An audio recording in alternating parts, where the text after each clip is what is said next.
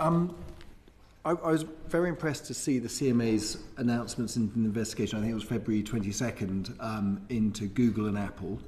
I was concerned to see the chair having a very, very quick departure 2 days later.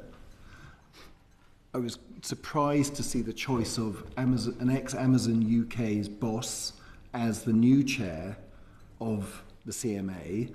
And I've got a whole load of things here in terms of what the public had to say about that and what the press had to say. That words like foxes and hen houses were bandied around the public domain. What sort of message do you think those timescales and actions send the markets and the public?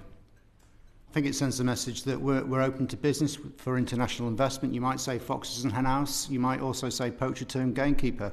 I think it's important that we have someone who understands the tech sector, because that is clearly an area that's going to be an incredible amount of the CMA's focus over the next few years. It's also fair to say that the individual has other jobs on his CV which aren't related to the tech sector at all. But I think the conclusion drawn was that our ambitions for growth were better met by a new chair. Okay, but the CMA is about promoting and ensuring proper working of open, fair competition.